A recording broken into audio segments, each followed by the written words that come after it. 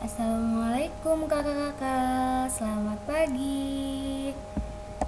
Sebelum kita mulai belajar, marilah kita berdoa dahulu. Berdoa dimulai. Bismillahirrahmanirrahim. Rabbi srohli sodri wa yassirli amri wahlul uqdatan min lisani yafqahu qawli. Rabbi zidna ilman warzuqna fahman. Amin ya robbal alamin. Oke, pada pagi hari ini kita akan belajar tentang tema 2 udara bersih bagi kesehatan. Subtema 1 pembelajaran 1 cara tubuh mengelola udara bersih. Semua makhluk hidup memerlukan oksigen untuk bernafas. Oksigen tersedia melimpah jika lingkungan kita bersih dan banyak tumbuhan hijau. Menciptakan lingkungan bersih dan banyak tumbuhan hijau merupakan tanggung jawab kita. Oke, itu pembukaan. Menjelaskan informasi penting pada teks. Menjelaskan isi teks dapat dilakukan dengan mengajukan pertanyaan berkaitan dengan topik tersebut. Kata tanya yang dapat kita gunakan untuk mengetahui informasi dalam teks adalah apa, di mana, kapan, siapa, mengapa, dan bagaimana. Atau bisa kita singkat dengan adik Simba. A. Apa, di mana, kapan, siapa, mengapa, bagaimana. Selanjutnya, fungsi adik Simba. Apa itu fungsi adik Simba? Yang pertama, apa? Apa digunakan untuk menanyakan peristiwa, proses, benda, atau hal yang dijelaskan di dalam teks. Di mana digunakan untuk menanyakan tempat terjadinya suatu peristiwa. Kapan digunakan untuk menanyakan waktu terjadinya peristiwa. Siapa digunakan untuk menanyakan orang atau pihak yang terlibat. Mengapa digunakan untuk menanyakan sebab atau alasan terjadinya suatu peristiwa. Bagaimana digunakan untuk menanyakan proses terjadinya suatu peristiwa.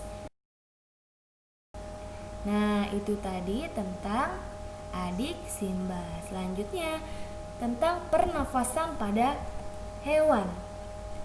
Seperti manusia, hewan juga bernafas untuk mengambil oksigen dan membuang karbon dioksida. Namun, sistem pernafasan pada hewan berbeda dengan manusia. Bahkan sistem pernafasan hewan pun berbeda-beda sesuai dengan jenisnya. Berikut sistem pernafasan pada beberapa jenis hewan. Sistem pernafasan pada cacing, vermes. Pernafasan cacing mirip seperti amfibi. Cacing bernafas menggunakan seluruh permukaan kulitnya. Ini dikarenakan cacing hidup di dalam tanah. Permukaan kulit yang basah menyerap oksigen. Oksigen kemudian langsung menyatu dengan darah. Nah, seperti ini gambarnya.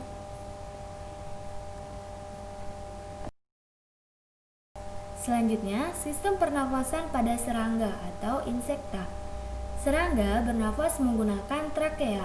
Udara masuk melalui lubang-lubang yang sangat kecil yang berada di sisi samping serangga. Lubang ini disebut dengan stigma.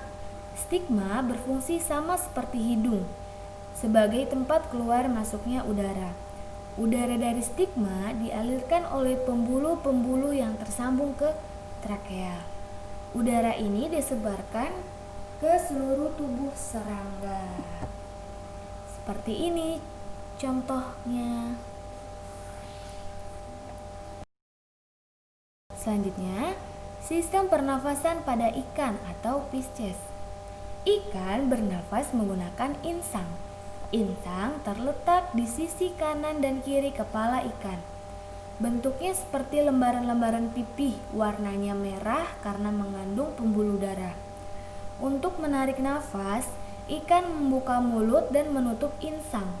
Oksigen kemudian masuk lewat mulut menuju insang. Oksigen diserap oleh pembuluh darah pada insang, kemudian katup insang terbuka dan mengeluarkan karbon dioksida dan air. Kemudian mulut ikan kembali tertutup. Ini gambarnya, di kanan kiri ini insang yang bentuknya pipih. Selanjutnya, sistem pernafasan pada hewan amfibi. Amfibi adalah hewan yang hidup di dua alam. Mereka bisa hidup di air dan di darat.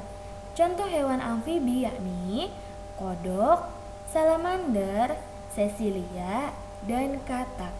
Sebelum menjadi katak, kecebong bernafas dengan insang. Setelah menjadi katak dewasa, bernafas menggunakan paru-paru. Berbeda lagi dengan salamander. Salamander ini seperti kadal, bertubuh ramping, hidung pendek, dan berekor panjang. Setelah dewasa, salamander tidak tumbuh paru-paru. Salamander menggunakan kulitnya untuk bernafas. Hampir seluruh hewan amfibi memiliki kulit yang juga berfungsi sebagai organ pernafasan. Seperti contoh ada gambar kodok di sini. Selanjutnya, sistem pernafasan pada reptil. Hewan yang termasuk jenis reptil diantaranya ialah ular, kadal, cicak, buaya, dan biawak. Reptil bernafas menggunakan paru-paru. Udara masuk melalui hidung, lalu ke batang tenggorokan, lalu ke paru-paru. Paru-paru reptil terdapat di rongga-rongga dada dan dilindungi oleh tulang rusuk. Seperti ini, ada contoh gambar ular. Selanjutnya, sistem pernafasan pada burung atau aves. Seperti mamalia, burung juga bernafas dengan paru-paru. Paru-paru burung tak seperti mamalia yang mengembang dan mengempis. Paru-paru burung berukuran tetap ketika bernafas. Paru-paru digunakan ketika burung tidak terbang. Burung juga bernafas dengan pundi-pundi udara. Pundi-pundi udara adalah kantung tempat menyiram udara. Alat ini digunakan burung untuk bernafas ketika terbang. Ini karena burung membutuhkan udara yang sangat banyak ketika terbang, bahkan melebihi mamalia. Karena paru-parunya kecil, burung membutuhkan alat pernafasan tambahan. Kurang lebih setiap burung memiliki 9 kantung udara. Nah, di sini ada contoh gambar burung. Paru-paru, lubang hidung, trakea, pundi-pundi udara. Oke, selanjutnya sistem pernafasan pada mamalia. Mamalia adalah hewan menyusui. Contohnya sapi, kambing, kelinci, kucing, dan anjing. Di air ada juga mamalia. Contohnya paus, dugong, singa laut, dan anjing laut. Manusia dan hewan mamalia bernafas dengan paru-paru. Udara masuk ke lubang hidung, tenggorokan, kemudian paru-paru. Nah, di sini ada gambar sapi.